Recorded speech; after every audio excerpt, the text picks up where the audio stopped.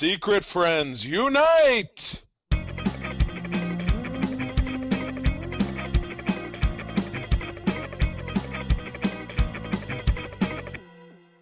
Welcome to the Secret Friends Unite podcast, episode 359. This is your guide to the geek side, and I'm one of your hosts, Todd Oxtra, from beautiful Savage, Minnesota, joined by Charlie, coming from the land of beer that has no fear. But not the land of beer and cheese, because that's what those Scotties always have to say. And, recent events have not really deepened my love of Wisconsin. But you know what? Wisconsin, prove me wrong. That's all I'm saying. Prove me wrong. Charlie, I work with a lot of Scotties, and all I will say is they are an interesting lot, despite their love of a ridiculous football team. Oh, well. But you know what? Something else we love, and it's just us two this week. So this is back to our basics, and we're going to have more guests on as we go. But you know what we will talk about this week is an interesting cover, which is actually a milestone cover, which is kind of cool. And it is Detective Comics number 359, where we are introduced to the new Batgirl. I don't remember who the old Batgirl was. Has a purse for some reason. A satchel? A strapless purse. She has a satchel. Well, it's clearly hooked to her bat belt, but she was the first bat individual to have an all-black suit, I think. Because Batman always change, yeah. Yeah, he always had the gray and the blue, which he's sporting here, and I assume this is July of '67, the Summer of Love. This was the Summer of Love issue of Detective Comics.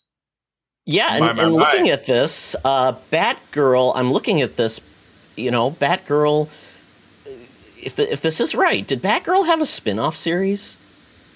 I don't know.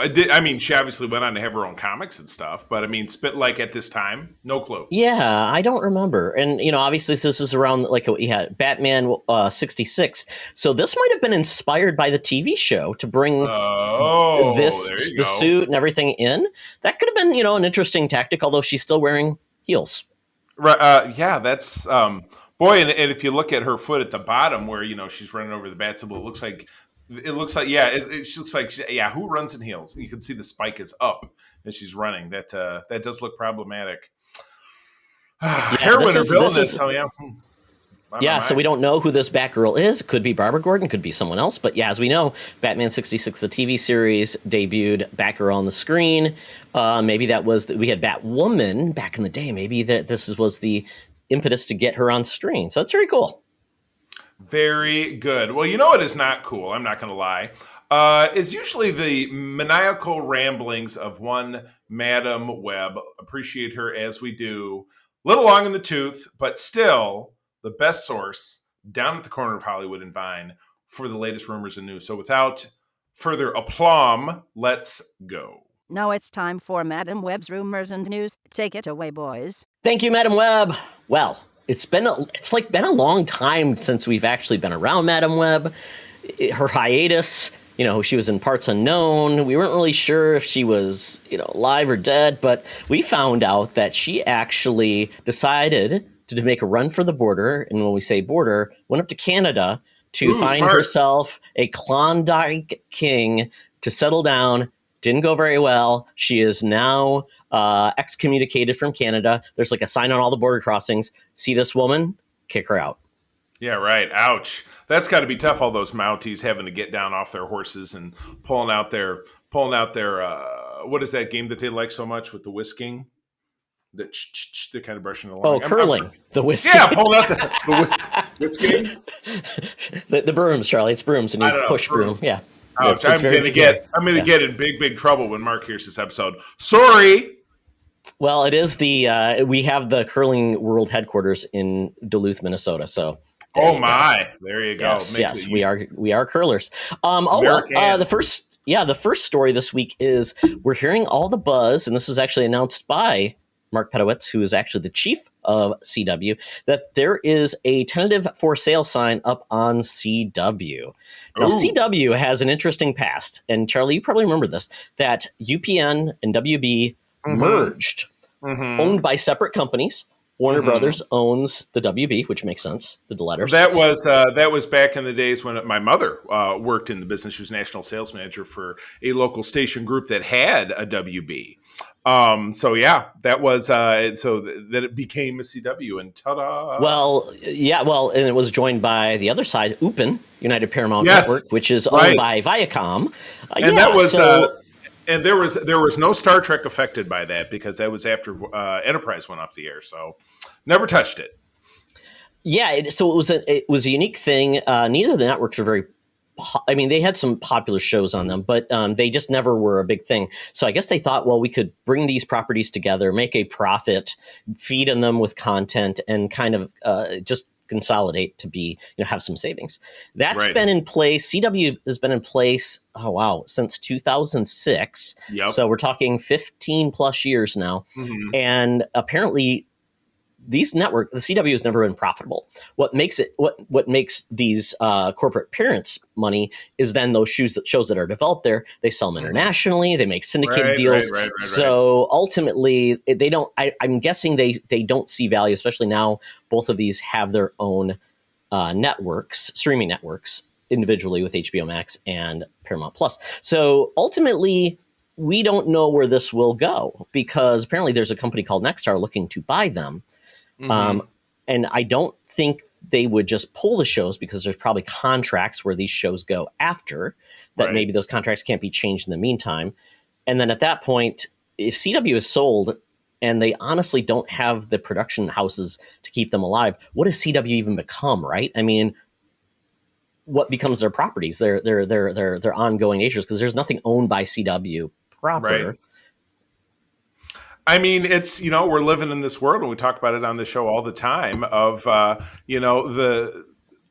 slow slide of the, of the cable cutters, or the not so slow rise of the cable cutters, and network programming tending to evaporate a little bit, especially on one of these smaller netlets. It does seem that your big three or your big four, your, ABC, NBC, CBS, Fox is untouchable in their own way. But these little netlets, I mean, is CW kind of the last big one that's out there that is still kind of holding? It's got to be. Because it was basically Fox, WB, UPN, then Fox has become the big four. Right. So there's nothing else except for PBS. So right, I don't think exactly. PBS is on the hook.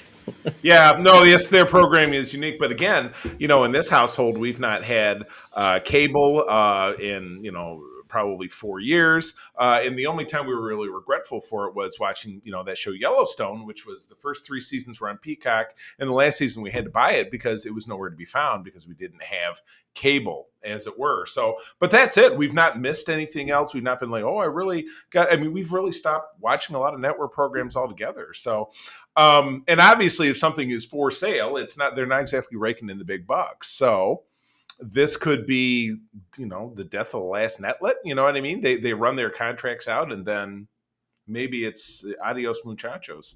Maybe becomes like a Tubi or something like that, where it just is. It doesn't really have its own voice anymore, and it just has some content streaming stuff.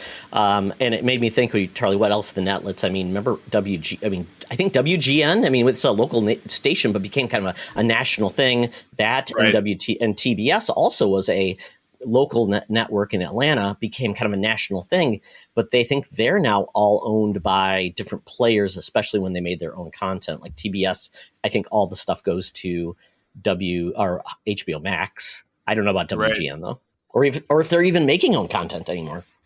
I don't know. But like I said, to me, it just feels a lot like the writing is on the wall, and a real reason that I'm glad I don't sell traditional media anymore, because I did that for a big chunk of my career. So digital media is the online space, and selling that is a whole different ballpark, because you have to know a different consumer base, have to know more about, and then Nielsen's even, Nielsen's company, so many companies use for like demographic data, and they're behind the ball because they traditionally were putting a box in somebody's house to watch TV shows, and if you're on that list, you get $100 a month to do so. And I'm like, I don't think that works anymore. Right. I don't know. So it's a brave new world. They're just counting streams and views and whatever. So anyway, moving on. And Todd, did you see this trailer before This was the movie we're this going was to talk not about? one of my trailers in from Oh, Scream. no kidding. No, it absolutely was. Todd and I both saw Scream, the new version of Scream, this weekend, which we're going to talk about in a minute. But this, I had absolutely no idea. The Foo Fighters have a horror movie that's going to be coming out pretty quickly here. I don't know if it says at the bottom of it. No, because it's just a YouTube link we're looking at, but I believe it's pretty quickly. But yeah, it's a story about, it's the band, the Foo Fighters, Dave Grohl, and couldn't tell you the name of any of the rest of them. And of course, Dave Grohl, was in Nirvana back in the 90s. Guy that looks like Will Ferrell. Pretty much. No, that's the Red Hot Chili Peppers drummer. That's who looks like Will Ferrell. Oh, gotcha. Yeah, it's like, and I recognize the face of the other guys, but they are all, old like us now. They're older than us. I think they probably have a good 10 years on us, if I'm not 5-10 Oh, years. sure. Well, Dave Grohl was a drummer of Nirvana, so I assume. Right, and that was when I was in high school. He was probably 25 or 26. Right, exactly. Yeah. So there you go, 10 years right there. So anyway, in this film, according to this trailer, looks like they are renting a house in order to make their 20th anniversary album or whatever, their 10th album, it says here. And they want to do something different, but the house is haunted, and Dave Grohl in particular is possessed and is running amok with the spirit of a demon. So I got to tell you, wow, where the hell did this one come from? Absolutely no indication. And again, Todd, you and I have talked about this trend before. A horror movie in first quarter, so in like January, February, March. We just saw Scream, and Scream outperformed. I know Scream knocked Spider-Man out of the top spot, so it performed well. A lot of people went to go see it. So this could be another example of bucking the trend. I don't know. I think so. Mean, what do you think? Smaller movies, horror movies have smaller budgets typically, and there's usually a dearth of content until like the first big movie of the spring. And as of right now, we really don't have one because Morbius left, and so we're probably going to be trying to figure out what's the next big thing. So in the meantime, these smaller movies can find an audience and do well. I mean, Foo Fighters fans plus goofy horror. This could be a lot of fun. And even all the comments listed here, everybody's just absolutely loving on it. You know, so I didn't know I needed this in my life. This is so effing weird, but it's the weirdness that brings the Foo Fighters into a horror movie. So I'm happy. It's like this could, if these 3,200 people who commented on this YouTube video are of any indication, they might sell 3,200 tickets. It's possible.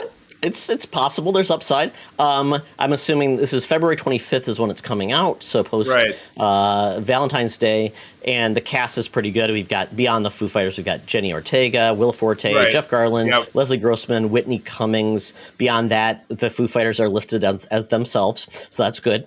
Yeah, and this is like in a weird past. We had rock bands making movies like this. So we obviously had the Beatles, the Monkees. But then we also had Kiss, the Phantom of the Amusement Park. I can't remember what it's called. That was a weird movie. I think it was made for TV. But if you've never seen a trailer for that, Charlie, it's absolutely fantastic. Just really makes good. me think 70s schlock.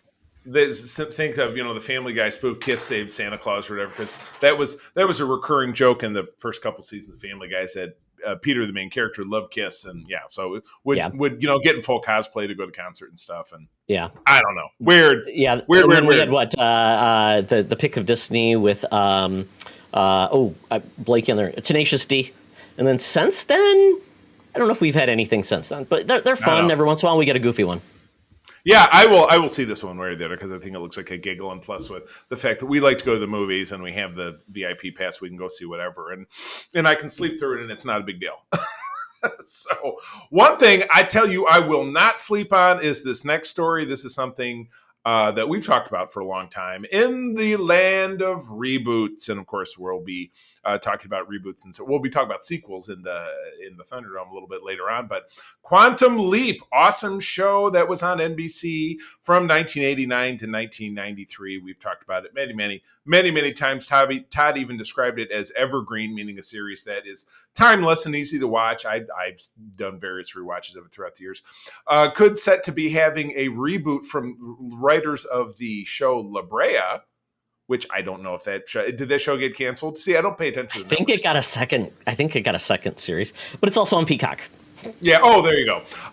Original series creator Donald P. Bellisario of the Bellisario dynasty. This guy who's made a million billion shows. Tidy gave us NCIS and its 49 spinoffs, every one of which my mother watches fastidiously. When she was staying with us here before Christmas, she would come down. She would come down in the morning and basically kick me the hell out of the way so that she could watch. Oh, NCIS was on last night, but it didn't come on because I don't have live TV. So she had to watch it on Paramount Plus and was like, oh, just hey, yeah. Does she get spoiled, Charlie? Is she like on NCIS websites getting spoiled? Well, you know what? She's not, because when what's his ass, Mark Harmon, left the main NCIS, and I mentioned this to her. She's like, "Well, I didn't know anything about that. That was a spoiler." I'm like, "It says in this article they announced it last spring. You know, if you're not a real fan, if you're not on the Facebook page getting all the news, oh well." But anyway, yes, it's catnip for old people. Let's face it, anything by Donald P. Bellisario. But anyway, it looks like there hasn't been any big confirmation of series star Scott Bakula as Sam Beckett, and of course, also Captain of the Enterprise. And then obviously, you know, we've lost Dean Stockwell just back in November. The series ended that Sam continued to leap forever, which of course I remember being very sad when that happened. So from the description, it sounds like if he was to appear, it would be in a supporting or potentially a cameo role. So this would be a reboot that would include new characters, new lead character, whatever it is. But great concept, of course. Sam jumped into his quantum leap accelerator and was actually placed swapping spirits, as it were, swapping bodies throughout time within his own lifetime. So he was born in the early 50s. So it was from the early 50s to about the far future of 1999 is where the present day part of it was set. And he would, you know, jump in and correct a little thing, save somebody's life, whatever it is. And every once in a while, the show dipped into him affecting historical events. There was that great episode where he, you know, was Lee Harvey Oswald, and they just have done absolutely a lot of interesting stuff. So this is, I don't know, Todd, how do you feel? Do we need another one? Is this unnecessary, or could they do something interesting? I mean, the simple question, you know, or simple answer is, I think it's, like I said, it's an evergreen premise, not just evergreen in the fact that the special effects are a big deal. Mm-hmm. It's a premise that can always be told. So it's not like if they just repeat episodes they already did and it's just like a new actor, that's dumb. I think they have to do, and we're going to talk about this, Charlie, like we talk about in Scream and how they called about, you know, sequels and prequels and reboots and remakes. Take the premise and just play on what works best in today's audiences. We've obviously had more time pass, maybe have a different gendered person, because a woman's perspective on these things may be completely different than a man or a minority or something like that, because Sam was playing, you know, at times women, minorities, things like that. Right. And it's one thing to do it from that perspective. And it then also gives you that lesson learned, because like, I didn't know people were treated like that, but it might be like, I know how I've been treated, and maybe I can let people be, you know, learn something from that too. So there's ways to play it. And, you know, obviously it makes sense if you have some like Easter eggs and some things from the past that you could play off of too.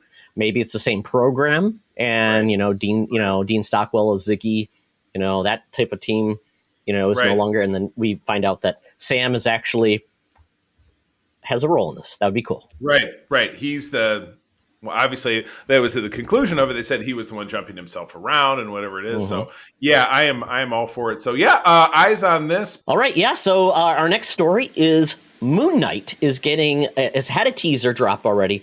And by the time you watch this, the full trailer is dropping on Monday Night Football for the football playoffs. This teaser, though, which we have just watched, it's 15 seconds long. First, we thought Kevin Bacon was in this, and then we find out it's Ethan Hawke. So he's not Footloose in this one, but he will be playing it up. It's not Bacon Hawke. Yeah, and Ethan Hawke is apparently playing the villain of this piece. So very cool. And then apparently we are thinking there will be a mixture of Moon Knight with the darker side, maybe Werewolf by Night, things like that as well. But ultimately we get to see Mark Spector, our good man there, and he's running with some things. He's in Egypt at times, and he sees himself as Moon Knight several times. This looks cool. Oh, I totally agree, and I love Oscar Isaac. He was one of my favorite characters in the sequel trilogy for Star Wars. I just want to know when. But I would imagine if they're dropping the trailer, they're not going to be yanking us so much. And as we talked about on our big preview show, they got to get some dates on the books like ASAP, or they're going to run out of weeks if they want to go, onesie twosie, rolling stuff out. So let's hope they get their act together, and maybe we see this next month. Yeah, that's cool. I mean, right now, when I looked at just this is Wikipedia, so I'm just looking at their release schedule. The next thing they have releasing after Hawkeye is Moon Knight, then She-Hulk, then Miss Marvel, then Secret Invasion, then Guardians of the Galaxy Holiday Special for the TV series, which would then say hopefully Moon Knight is before Doctor Strange, which means we get something before May, which would be very, very cool. Did you notice, Charlie, and I didn't notice this at first, when I look at his costume closer, it looks like bandages, which would lean into a mummy element. Why it's white. Really? I didn't expect that. And I'm looking at the one still they have here, and it's the Ankh, or the Ankh symbol, Egyptian symbol. Very cool. Yeah, I mean, so I think that's neat that they would take the premise of like mummy wrappings as part of the costume as he's transformed, because that came from Egypt. So I don't know. I think I like it. I like it a lot. I never stopped to think that's why his outfit was white. White sands, mummy. It's crazy, man. It's crazy. Yeah, so I would imagine that seeing this before the end of first quarter, kind of gets my March, this. Maybe? Yeah. That'd be cool. Why not? Yeah, I agree. All right. Well, speaking of things, and it was funny when I saw this link, I forgot, this is a movie, but it's going to be on HBO Max. So it's made for TV movie, but no, it's like an event.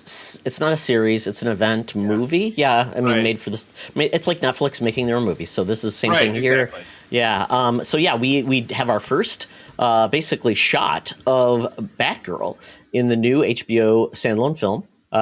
And it was released officially, so this is not like someone saw someone on the side of the studio lot, and we saw. No, this is a professionally done image, which is good, because sometimes those images we get that are preview that aren't real put a bad taste in everyone's mouth, and it's like, oh, I don't like the way it looks. Yeah. So this is obviously done up, and it's interesting in the image. There's like two shadows. There's her shadow, and then a shadow in the background. So I'm not sure if that means anything or not. But it could. But we are leaning into the fact that we've heard that we're going to get J.K. Simmons will be Commissioner Gordon. That is awesome. Love that. My hometown homeboy, Grosse Pointe, Michigan. Woo! Yeah, once again leaning into this whole. We know we are getting a different Commissioner Gordon in the Batman movie, so they're playing along their own rules again, which is, you know what. Last time DC tried to pull everything together, it went horribly wrong. I'm perfectly fine getting better projects that aren't necessarily connected. And if they want to do the old connectaroo with a crisis, Flashpoint's coming, maybe that's how they do that. Yeah. And DC makes it very easy with the Flashpoint, where Marvel didn't necessarily have that in their back pocket, from way back when, although they've had Heroes Return and reboots and this thing and that thing in time. So yeah, I would give this a shake. And do we have a date on this? Well, let's see. Flashpoint's coming in 2022. I'm guessing this one is probably 2023, maybe.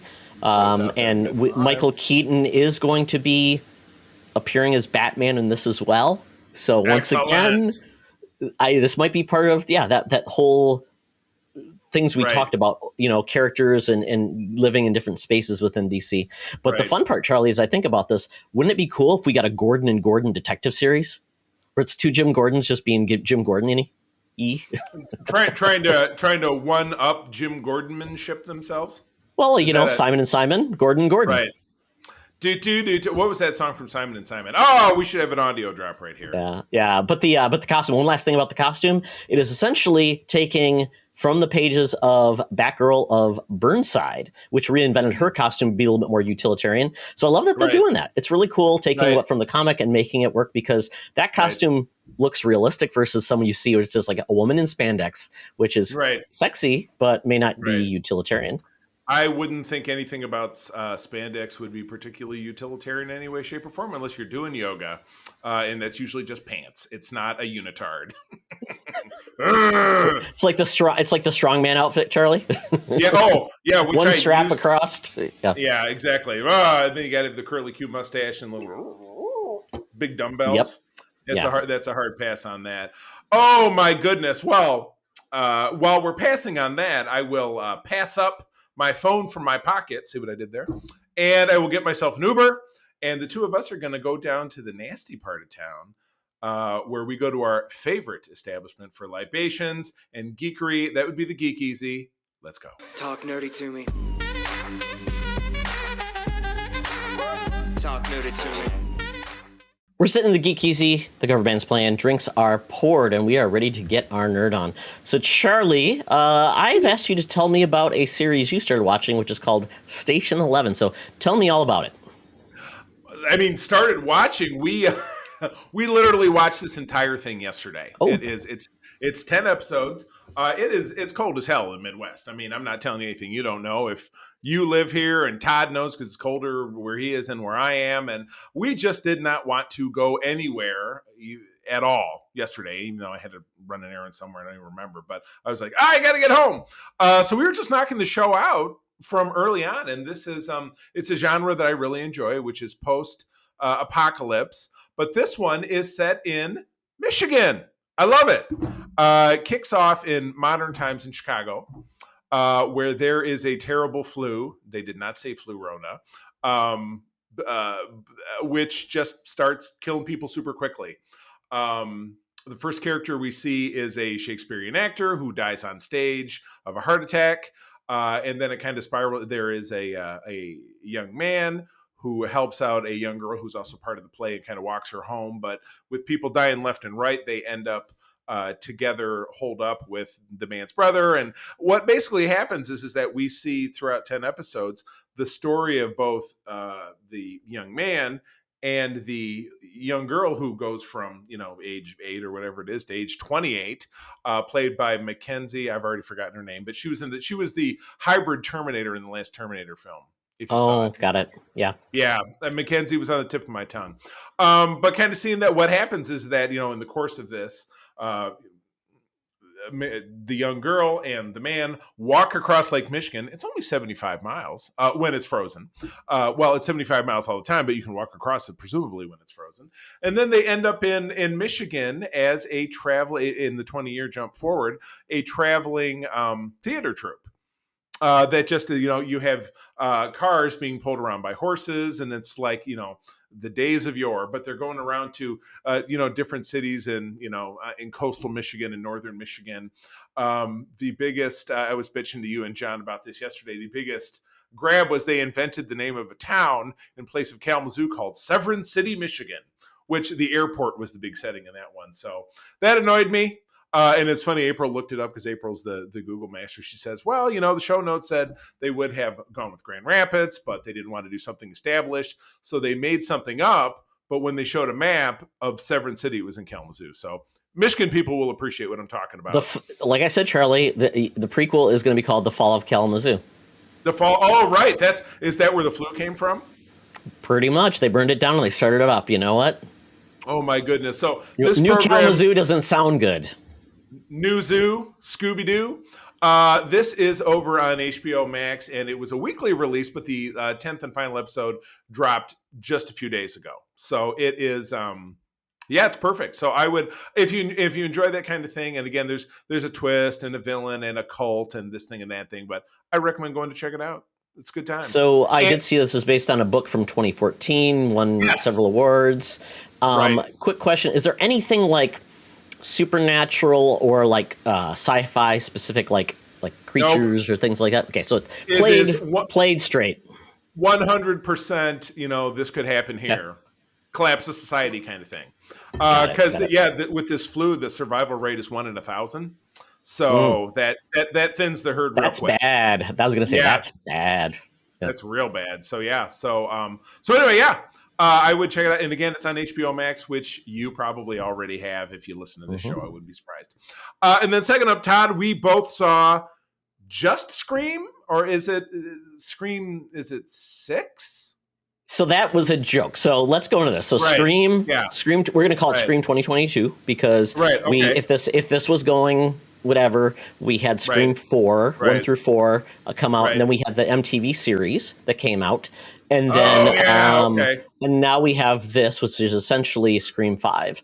If you do canonically, I don't know anything. So this truly is Scream 5. I mean, call it whatever you want. It's not like it's a reboot where it's like they have none of the original characters or they recast all of the original characters. This is they bring everybody back together. It's kind of like Halloween 2018, I guess is the best way to put it. If those other sequels in the middle never happened, it was just still this story of Laurie. But they do admit that the one from 2011 did happen. So the one that they shot in Michigan, as I recall, with Laura Roslin. The new Severn City? No, old Severn City. There we go. Callback, folks. Comedy. Ooh, old Severn City. Yeah, so like this one is a unique movie because I feel like it didn't commit any sins in regards to, oh my God, they did this or did that. But I felt like ultimately, except for their one little rant in the middle where they had the one character just very much like the Jamie Kennedy talk about the rules. We had this one character who basically talked about you can't just do that anymore. You have to create a new concept. And they created the concept of what, Charlie? The switcheroo? The requel. The requel. Yeah, they specifically. Were you asleep during that part? I slept for about 20 minutes. It happens. We went to a big meal beforehand. We had a couple of drinks. My new thing is I sleep a little bit in the movie theater. Sue me. I'm not going to sue you, man. It's just that's a tough one to go. I do that with TV shows, so I ended up watching the same TV show over. Well, but the one black girl who was the daughter, they were the niece and nephew of Jamie Kennedy. So that was the whole thing. There was a lot of people who were related to people in the previous movies. The young cast, though, is pretty much they all have ties to the originals. She is the new Randy or Jamie Kennedy in this, where she's the one that calls out all the rules and talks about, hey, breaking things down, and you just can't do a remake, you can't do a reboot. Now you have to do this thing called the requel, where essentially you're bringing characters back, you're doing these things and playing off it. So kind of like, so I kind of like that term because she makes a good point about how it's used. So in that way, this is kind of explains why this thing actually exists and how it's done. But other than that, I kind of felt like there was no surprises in this. Do you feel like there were like many like, oh, I can't believe they did that? No, I mean, and these films aren't really like that. I was kind of like they really worked extra hard to create a link from our lead character to a character in the first film. Don't necessarily need to say it, but it was like they couldn't make me think that was significant, even though they did a little de-aging or a little using stock film to put this legacy character in a reflection for her to see this and that, and it was just like okay, that. It's not like this character, the legacy character, had some great reputation in some other way, shape, or form that would make it significant at all. We did get the return of obviously David Arquette, Courtney Cox, yikes, ouch, and Neve Campbell. So you got Neve Campbell who looks age appropriate, and Courtney Cox who doesn't look like a human being. Ouch. That's the ouch for you. And then David Arquette looks like David Arquette, so he looks age appropriate. He looks like a dude who's in his, late 50s or whatever. That totally makes sense. Yeah. And Courtney Cox has had some work done, and Neve Campbell does not look like she had any work done, which is, for all intents and purposes, she's probably about almost 10 years younger though than Courtney Cox. So it is what it is. I would say Neve Campbell's probably our age, if I remember, because Party of Five and stuff in the 90s. Yeah. Really seems like it. The what the hell was that? The Craft, which is a movie my wife loves. Yep. Was her big vehicle. And then David Arquette was, again, kind of the same time period. Todd, your favorite movie, Airheads, that was the first thing I ever think I saw him in. Yeah, he's a weird dude. He is extremely weird dude. He's into wrestling for some time. But yeah, I mean, I think the way it played out, I think this is a dumb fun movie. It's that whole slasher, just enjoyable, 2 hours long, have a good time, doesn't do anything new. I would say they left this open for a potential continuation. Of course. But there were no stingers or end credits or anything like that. I had to look just in case. and there would not. I think we didn't stick around, but I didn't expect it would be the case. But I'm glad you looked. It's good to know. But yeah, I mean, it sounds like the film did well. I know we don't have any numbers in front of us, but it was 38. Well, 30 projected now, but they said it could land at 38 million, which was just double what Spider-Man did. So, kudos. For this weekend, yeah. And I didn't see any I mean, like I don't watch a lot of live TV like you don't either. I don't know how they were because only thing I know is like geek websites were talking about this. Beyond that, I don't know if it was advertised heavily or not. It's the only, and again, to hasten back on stuff about cable, that's the only way I know that anything's coming around is I'll see an ad or I'll see a story, because I hunt for content on SFU, so I will see this kind of stuff. But I don't know that this necessarily crossed my radar anyhow. So I don't know. Yeah, I don't know.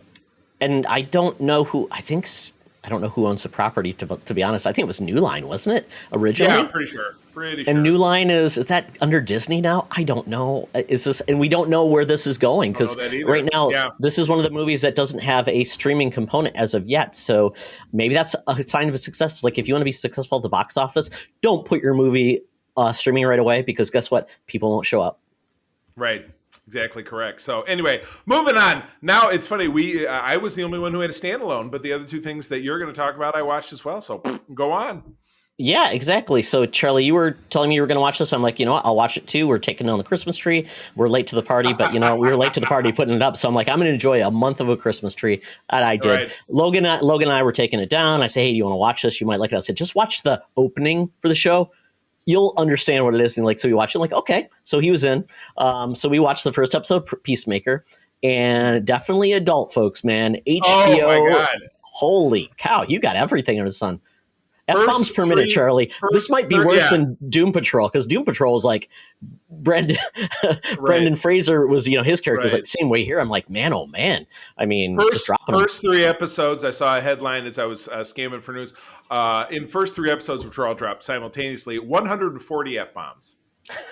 That's a good cadence. Yeah, that is. Yeah, exactly. I mean, I mean, it just kind of goes over my head, but this was a hoot. I loved it from the beginning.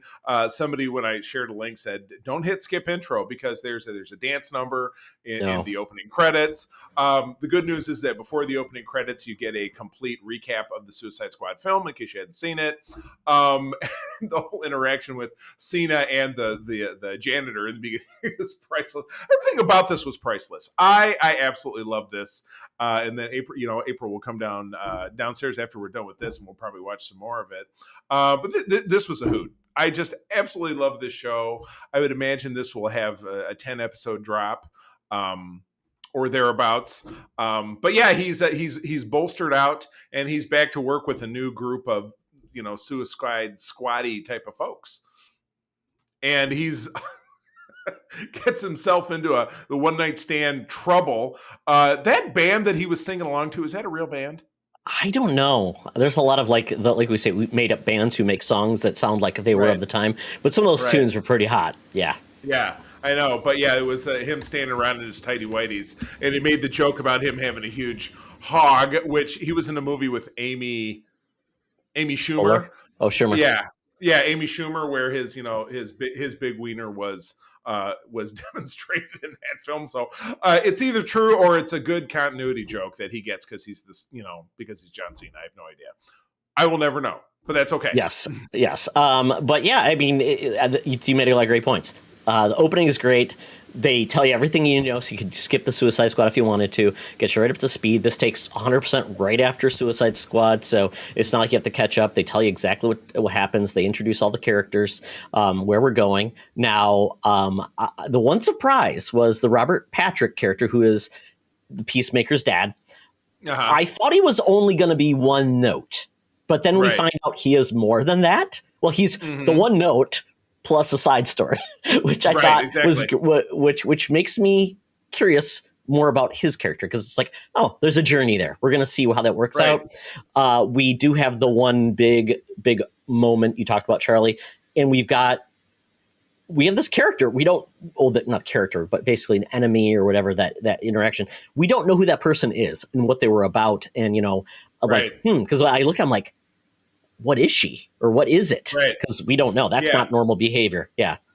And Peacemaker, I guess, I mean, it's established, obviously, probably because he survived the Suicide Squad. He gets stabbed several times in that fight scene with the his with the barfly. We'll call her the barfly, with the barfly, and he's totally fine. And then he jumps out of a building and lands on the street, and he's fine. So does He says, "Ow." Well, yeah, but still, he got stabbed in the chest too, and don't forget that he got shot in the throat at the end of the Suicide Squad. So, does he have some kind of powers or something or other? I mean, they're really dancing around that. You know what I mean? Not that I'm aware of in the comics. He was a Charlton character that they ended up acquiring back in the day. But I was reading his origin story. It's very weird. Like his dad was like a Nazi war criminal, and he helped his dad, and he was all about, this was basically in the 60s or whatever when the character was created, or maybe earlier than that. But then he was basically trying to redeem himself from that, and that's where he got the role of Peacemaker. But I didn't hear about special abilities, but he did have a lot of like special weapons and things like that. And we got kind of a more of a view of like what arsenal is available to him in the future. So yeah, and the best part, Eagly is back, and he's adorable. Is he back? Was he in the first film? No, I don't think so. Because you said he's back, and I'm like, how could I have missed it? But yeah, well, maybe I assumed he was, but we did see him in the trailer. Maybe I was just when I saw in the trailer, and it just is back. He is awesome. The eagle who hugs him, and and we get the African American one of the African American characters. We get a little heavier set woman was from Orange Is the New Black. She was Tasty. If you ever watch that show, and I know you did. Got it. And there's a link with that character that I didn't think was a thing. Right. So this shows, I mean, I love what they're doing with this. So, I mean, and we are getting some heavier duty stuff on HBO Max with the DC universe. And I wait to see what Marvel does next, because the ball's in their court, because all we've gotten really right now is the Netflix shows. And then we got, what's his name? Hitmonkey and MODOK. Oh, Hulu, you mean, not Netflix. Hulu. Sorry, Hulu. Yeah. So, well, no, the Netflix series, though. The older ones. Yeah. So we'll see what they do, because I would be open to more of this stuff with Marvel. Internationally, the Disney Plus, the stuff that ends up on Hulu is on Disney Plus internationally. That's what I hear the Weekly Planet guys say all the time. So yeah, they have like a password system to protect kids, but it's there. Yeah. Right. That's not a bad thing. But again, in the USA, Disney's got to be pristine, I guess. Can't have any of that funny stuff. Well, exactly. and that's maybe why the centerpiece of the latest episode of the Book of Boba Fett kind of lacked, and it's it's funny to say, kind of lacked any teeth, even though there was biting.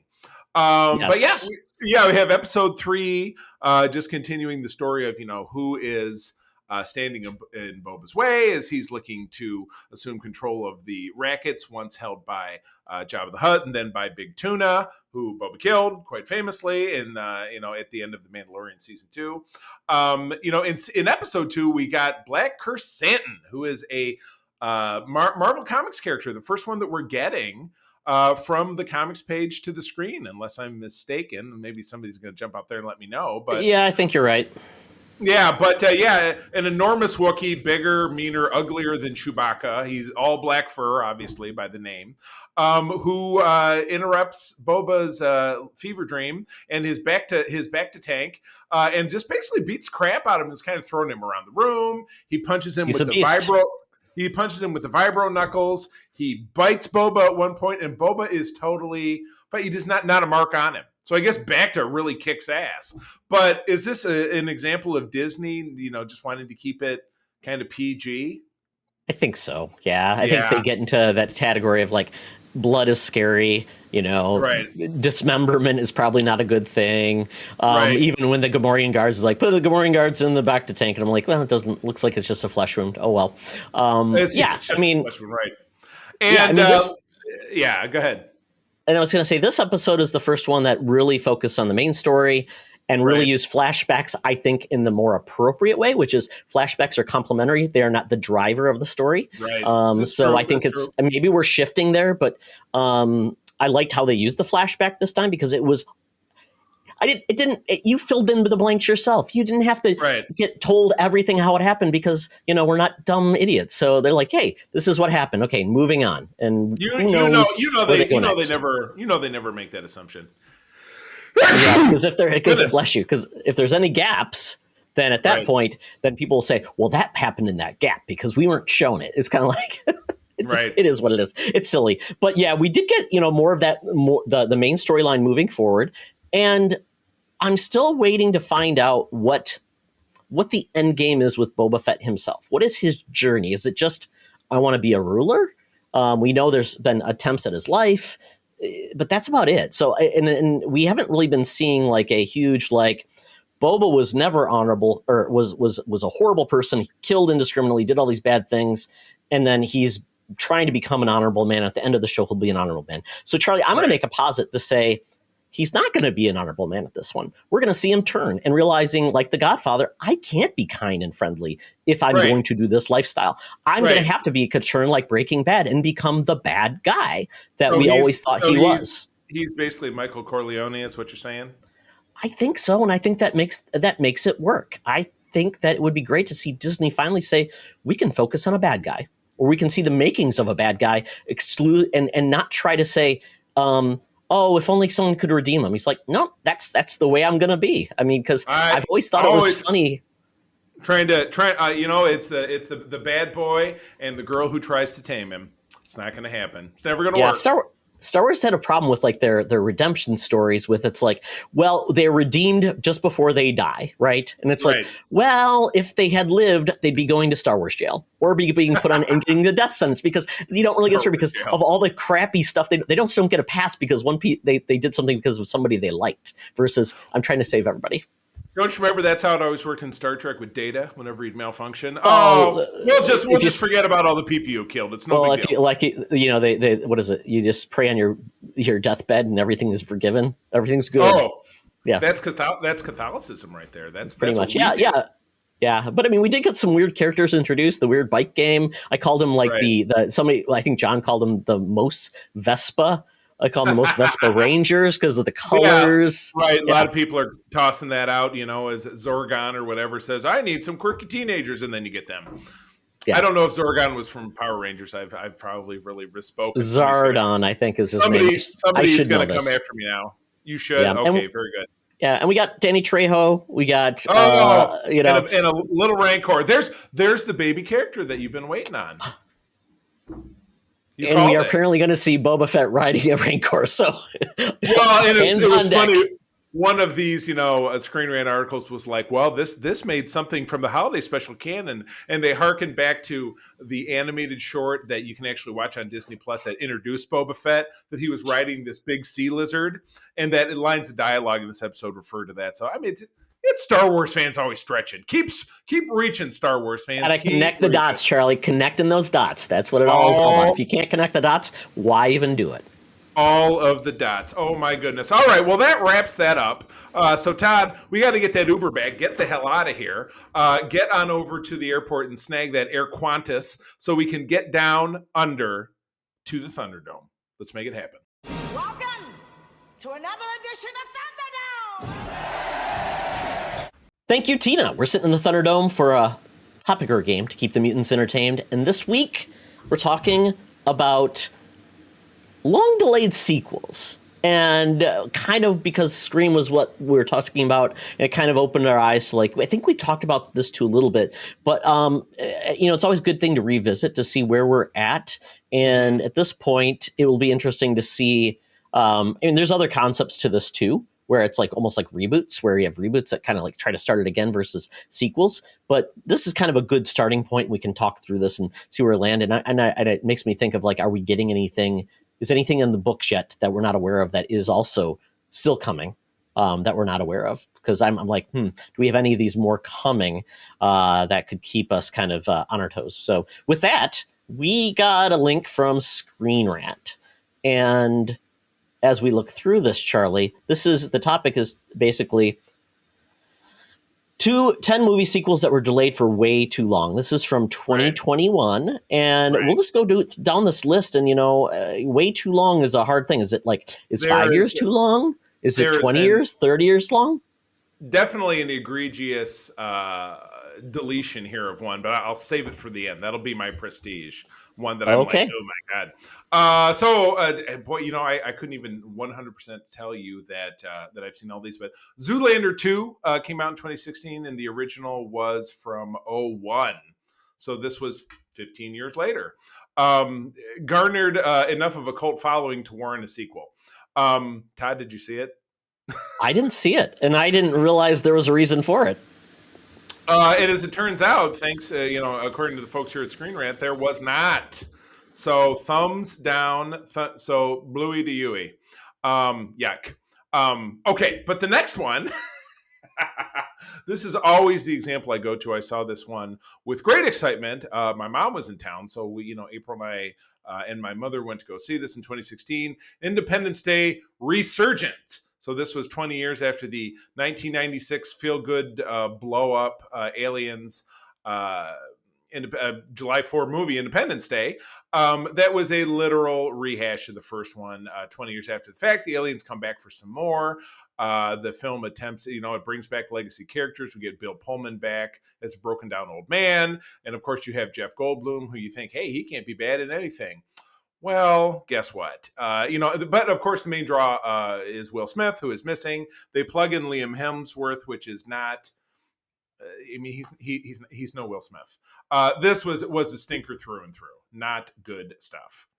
Well, as I can say, Independence Day is a movie I saw once, and I'm glad I've only saw it once because I do not like Emmerich's movies. I think they're cheesy. They don't hold up. They are dated. Oh, yeah. And if they wanted to make it better, they could have Harry Connick's son show up, just like, he grows up to become the new hotshot, which maybe it was Liam Hemsworth. Right. I don't know. I don't care. Let's not do it again. I don't think so. I don't know. This next one I did see, but I got to tell you, I remember watching this, but I don't even really remember watching the entirety of the first one. So this was a sequel to Wall Street from 1980. I'm going to say 6 or so. Around then, This was almost 25 years after that film.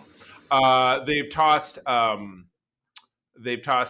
LaBeouf, who will show up later in our list as I scroll down, as the future son-in-law of now released from jail, ruthless stockbroker Gordon Gekko, who's of course Michael Douglas. The Geico Gekko? The Geico Gekko, exactly. Yes. Yes. It says it's more of a reboot than a sequel. Updates the portrayal of the finance world for the 21st century. Charlie Sheen is replaced by Shia, even though Charlie Sheen does get a cameo, if I remember correctly.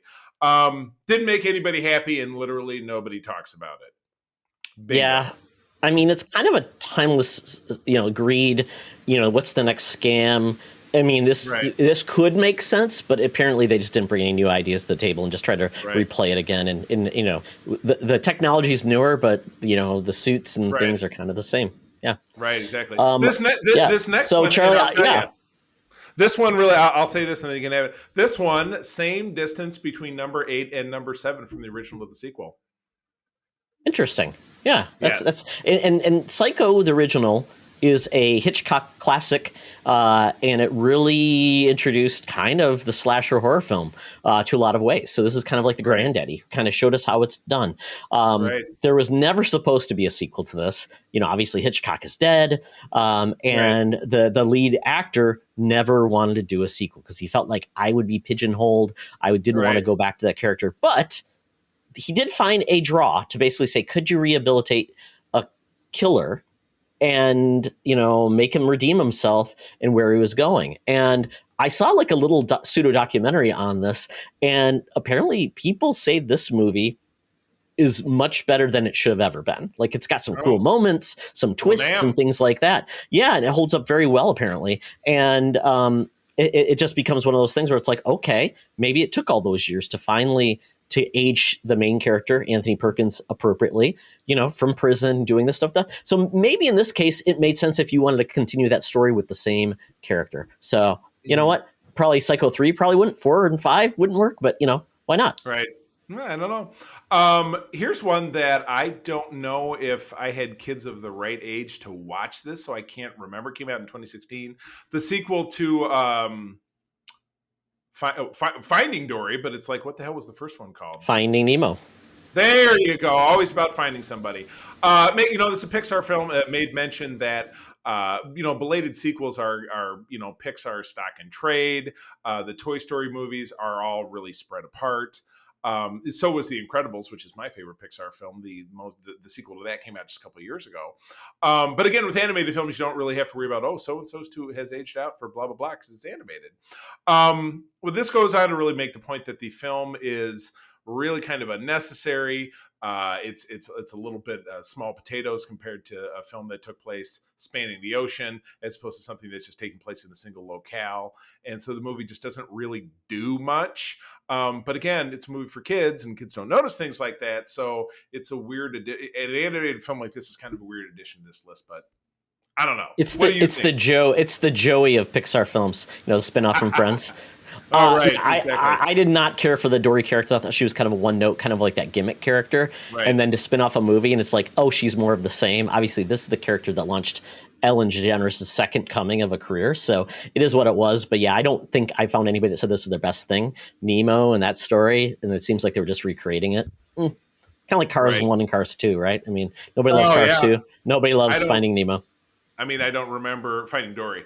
I don't remember anything about it, and I really don't. It's funny. This next one is one that no. Go ahead, please. No, I'm hogging it. You go on. Oh, sure. Yeah. So, Sin City: A Dame to Kill For from 2014, the sequel to the original Sin City 2005, based on the graphic novels or comics from Dark Horse Comics by Frank Miller. I'm a big fan of the comics. And just the genre, just telling stories about detectives, and it's gritty and things like that. The movie actually did a good job representing like the artwork and that style. And they were just kind of goofy and fun. And you got what's his name? Frodo is an evil villain. You got some different characters as evil and doing some cool stuff. Very sexy. The sequel I didn't see, and I don't know much about it. I don't think most people really said it was the worst thing in the world, but they felt it was like kind of a bland take is all I heard. Yeah. I mean, this movie, and again, everybody can appreciate, comic fans can appreciate Frank Miller on different levels. I actually kind of found that first film a big turnoff because it was just it was so gruesome that I don't know that I finished it, because I was like, there's very few things that can really gross me out, but this film really had a special touch for it. So great photo here of Lady Gaga in this. So I mean, if she's a draw, I enjoy her work, but it sounds like this was a bomb, and it didn't pull anybody back in to get interested in it. So good. Probably won't be seeing it again, or will in 50 years when it's a property that somebody wants to take another stab at. Dark Horse was just bought, so they could try to. That's right. That company we talked about, that they could try to make a new movie, and I definitely do want to see the sequel to see what storylines they hit on. But I'm not going to anticipate it's a great movie. The next one, Charlie, Tron Legacy. I don't know if you were a big fan of Tron. Huge fan, this was.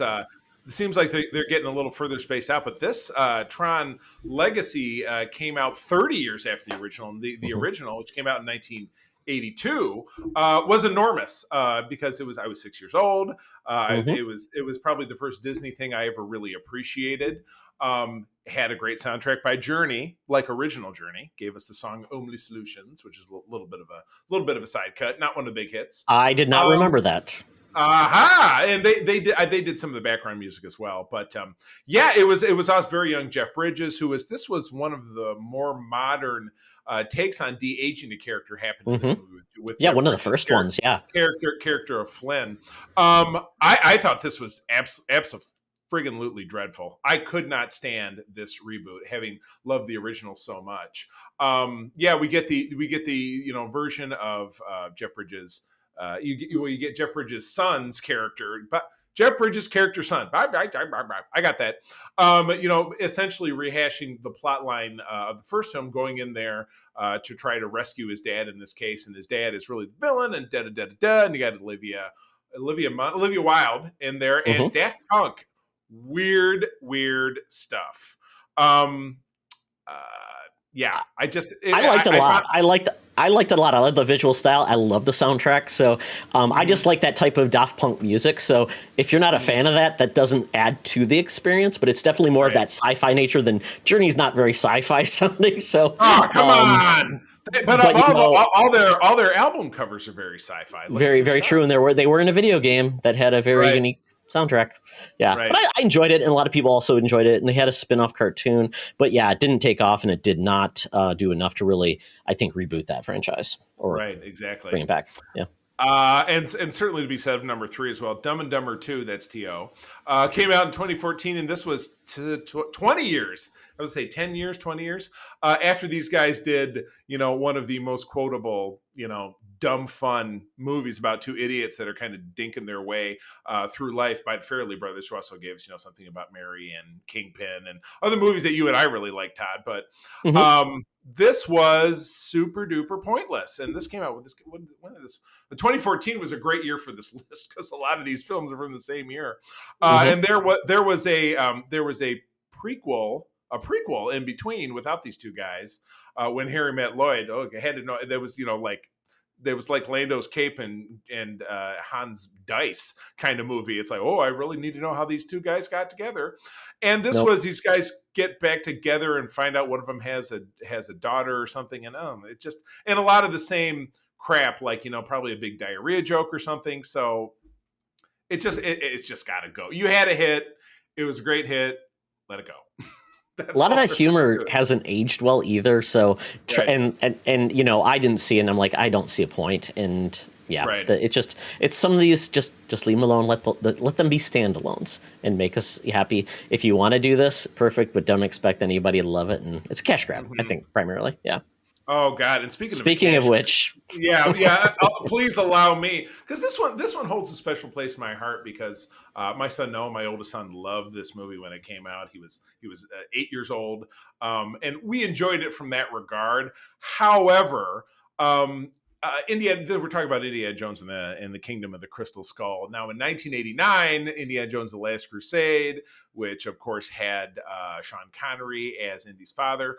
What a great ending. They literally rode off into the sunset. It couldn't be a better capper to a trilogy. So almost 20 years go by, and Spielberg and Lucas are like, we definitely want some more money. People are totally going to end up going to see Indiana Jones again, and we just get something filled with a lot of CGI nonsense and a new interpretation of the jumping the shark trope from Happy Days, nuking the fridge, where Indiana Jones puts himself in a refrigerator to survive a nuclear test detonation. And then we get some aliens for some reason. I thought swinging with the monkeys. I thought swinging with the monkeys that was the CGI porn part of it, without a doubt. Yeah, and again, Shia LaBeouf rejoins our list. He's Indiana Jones's son. Oops, spoiler alert. That we find out, and not only Harrison Ford was too damn old. You see him kind of hobbling his way through the stunts in this move. Sorry, I love you, man, but you're older than my dad, and in less firm of health. Always crippling yourself. But now we're getting another one of these films that's coming out, I believe, next year. Oh my God, please just, this would be firm for a reboot, please, with a new actor, let him go, start it over. But this just was really trying too hard to give us more of a story that we didn't need. Something that did not hold up to the source material. Yeah. It just the script sucked. There was a lot of things they tried to do. They tried to do the happily ever after. I think they pushed that too hard because that's not what I view Indy as having a happily ever after. Just not part of his character. He just is always going to be not satisfied, and he's always going to want that next adventure. So settling down just didn't seem up to speed. Yeah, just did a lot of things wrong. And I'm curious because the next one we are getting, it's from a different director. So maybe that's where they go. And maybe we haven't seen much because they're going to pivot and it's going to be more of like Indy's stories. And Indy kind of brings it in and we get a new Indiana, which would be cool, but maybe not. And we're just going to drag it out again. Yeah. Phoebe Waller-Bridge. She's going to be the co-star. And Toby Jones is in it as well. So good cast. But again, being that Indiana Jones is so important to me, that was my big cosplay for my cosplay days. I've always loved the character. The thought of another one kind of bums me out. Is not quite as much as this one did. So now, Todd, it's a big franchise. So it's like Disney would like this to be big and do things with it. And it's like we are getting a new video game. So God, guys, new comic series. There's a lot of things they could do with this and have so much fun with it, just like James Bond. Exactly correct. Now, Todd, number one on the list. Have you seen this? I feel like you probably haven't. No, My Big Fat Greek Wedding too. And my mother loved this film, and I remember it came out in 2001 or 2002. She's like, "Oh my God, you got to see this!" And it was a series of, and again, I don't have any Greek in my family. Nobody in my family is married to anybody Greek. We're English Irish. We don't have a lot of quirky little cultural touchstones that I can really relate to. So it was fun at the time. Now this is Nia Vardalos, who I think has since disappeared, and I think there was a TV show of this as well between there was 2002 and 2003, and then they cranked out a sequel to this that came out just 5 or 6 years ago. My Big Fat Greek Wedding 2, which was all the same stuff rolled out. It's like you're trying to let the lightning out of it. You're trying to get the toothpaste out of the tube again after you've got it back in there. Just like further up the list where maybe we were talking about Dumb and Dumber, maybe we were talking about Psycho, or Independence Day. It was a one and done. Your story wrapped up. Just let it go. But yeah, this was an attempt, obviously, to make some bucks off the highest grossing rom-com of all time, and it just was nothing inspired and so much more predictable, and brought absolutely nothing to the table. I don't even know that I watched the whole thing. And this could have been another, it's on DVD from Redbox back in those days or whatever. I was just sleeping my way through the end of it. I don't know. Couldn't tell you. Yeah, pretty much pointless, and it apparently was successful, but not as successful, which is, to be expected with a phenom like that. So, yeah, I think at this point, Charlie, I mean, these were ones that were called out there, and you and I had a couple that we had kind of dragged out from our own minds, especially, we already talked about Independence Day. We talked about Matrix as well. We don't have to talk about that one again. Sure. We just talked about Scream. But then a couple else that came out, Ghostbusters 2016 and now Ghostbusters 2021. The Girl Ghostbusters. Yeah, now those two films are not connected. And again, this is another case of one of my kids really glommed onto this. My son Jackson loved the Ghostbusters at that time, thought the Girl Ghostbusters was great, was excited to see a sequel because, there was a stinger at the end where they give a name drop for Zod and, or not Zod, Zool. So there's going to be a sequel. I'm like, oh, okay, we'll see what happens. But ultimately, Girl Ghostbusters was proved to be incredibly unpopular. And my God, how could girls be Ghostbusters? But they managed to make it work in this new film, which is, again, over 30 years after the last in continuity film, which would be Ghostbusters 2 in 1989. Mm-hmm. And I think, and again, we love that film. We saw it twice in theater. I bought it on digital, so we'll probably watch again at some point in the future during watching Ghostbusters 1, 1, 2, and Afterlife, because Ghostbusters is one of my favorite films of all time. That came out when I was a kid, so that's one that really a long delayed sequel that I think really worked out. And they even subbed in a dead actor as a ghost and made it work. Yeah, and they even, I would say it's kind of a requel because it was, once again, a sequel with bringing in the original cast, doing those type of things with a new cast in tow that has a connection to the past. So that's the requel premise, which is cool. Right. Similar to, Charlie, I can even bring one up that's not on our list. Ooh, The Force Awakens. The Force Awakens. Oh, very good. That is a requel. Because it's essentially continuing on with a core cast of characters, essentially establishing a new set of characters. It's not a reboot because it's not reestablishing. So it's doing that type of those things. Now, where that went, you don't get most requels with sequels that often. Right. But that's where I think a lot of things went. Set up as a trilogy, but of those three films, I adore The Force Awakens, and it probably me too. It probably is because of there was a Lego game based around it, which I liked, but I thought and again it was a requel, but it was a spiritual cousin of the first Star Wars film, or A New Hope, if you will, but did it in ways that I thought were kind of cool and different. And I liked it. I don't think they had a bad beat in that film. And again, we don't need to bring that in to talk about the other two films because there's a lot of ups and downs. But yeah, that was a good one. So The Thing, you say, what was I thought The Thing was a reboot. Was that a sequel? Well, so that's the funny part. So The Thing, essentially, there are three Thing movies. So there is the original, which is from the 50s. Right. Then we had the 82 Carpenter film, which was essentially a reboot of that. And then we Okay. had the Thing 2011 film, which I never saw, which essentially was a prequel to the 82 Thing. Okay. So I had no idea. Having not seen it, I also had no idea. I remember, I thought the Thing, the 82 film, was the most visually ambitious film of its time. It was amazing, the kind of stuff they did with that movie. Oh, yeah. Yeah, this really blew my mind. What was not visually impressive for its time was the last item on our list, or at least it's the last item on our list. Yeah. Oh, God. Yeah, we saw that. When did we see that? We just talked about that, 2 years ago? Yeah, I mean, I don't think I even saw this film till maybe 5 or 6 years ago. But I definitely saw its sequel at the time it came out. So we're talking about Escape from New York, which came out in 1981, about the Snake Plissken character played by Kurt Russell, and I feel like he's coming back to, like, there's another movie in the mix. I just absolutely feel like there is. Well, but anyway, Ghost from Mars or Ghosts of Mars was supposed to be a escape movie. Oh, that was supposed to be him? Oh, my God. Yeah. So, yeah, the island of Manhattan is a prison, but the Air Force One crashes on it, and they got to bring in rogue outlaw Snake Plissken to rescue him, and it's a whole lot of blizz-blaz. And at the end of it, he escapes as well.